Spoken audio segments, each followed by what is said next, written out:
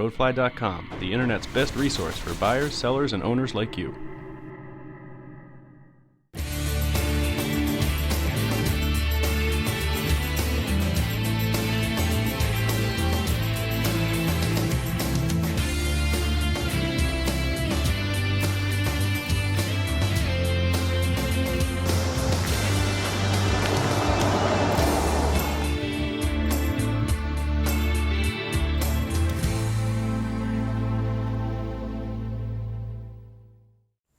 Hi, I'm Ross Rappaport with RoadflyTV.com. Thanks for watching this episode of RoadflyTV.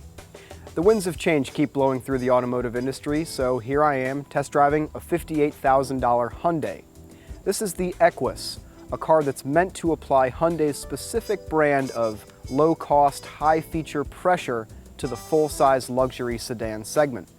The Equus is a big car, built on a stretched version of the architecture used for Hyundai's Genesis sedan. It's clearly aiming at the Lexus LS 460, trying to do to the Lexus what the Lexus did to the Mercedes-Benz S-Class, which is to offer a similar driving experience for a lot less money. This car is about 4 inches longer than a standard wheelbase LS, and only about an inch shy of a long wheelbase version. That translates to a generous 38 inches of rear legroom, and this is where the Equus truly shines. There's no short wheelbase or long wheelbase, only 2 trim levels, the Signature, which is our test car, or the Ultimate, which replaces our test car's rear bench with a fixed rear console and upgrades our handy reclining seats with a massage function. For executive cars like this or the Lexus LS, the owner might well spend more time back here than driving it himself. So things like this seat, the radio, both rear windows and the rear sunshade are controlled easily from right back here. One thing I can't figure out though is why the front seats have heaters and coolers and back here it's only heaters. That's kind of a puzzle to me. The Equus loses a couple more points for rear seat comfort for number 1, not having very much going on in the back of the driver's armrest, and number 2, some pretty dinky door storage. Demerits aside, there are some extremely nice touches as well. The carpets are sumptuous, the headliner is a tactile triumph, and the one-touch power-adjustable rear shade is as much of a must in this class as a locking center differential is for an off-roader.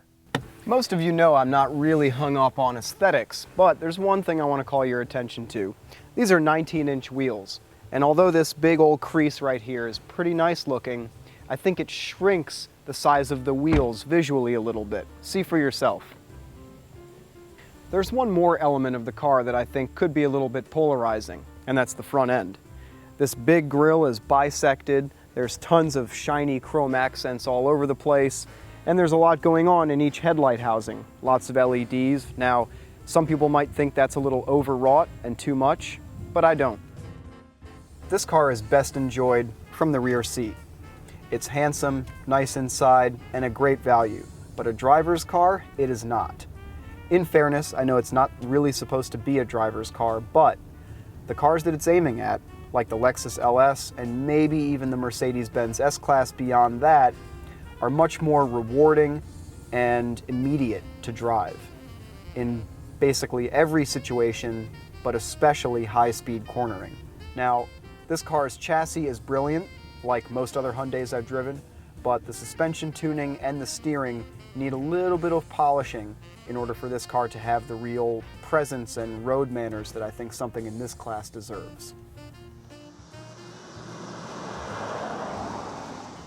In a straight line, this car is totally fine. It's smooth, well damped, and just easy. But when you really get on it, it doesn't launch you forward with the same sound or intensity of, let's say, an LS 460.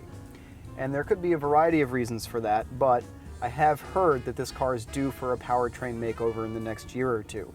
It may get a 429 horsepower V8 along with an 8-speed automatic transmission.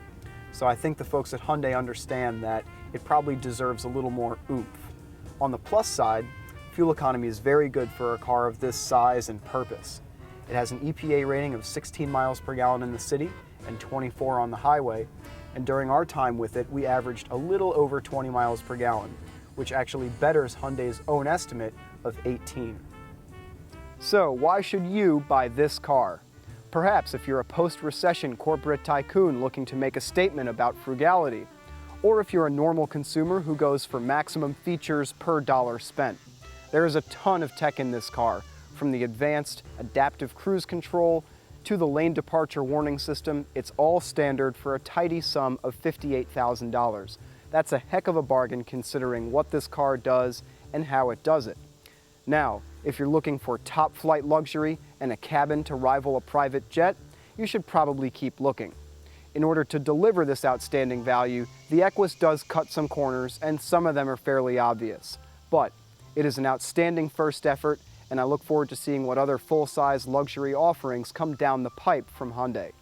I'm Ross Rappaport. Thanks for watching this episode of RoadflyTV.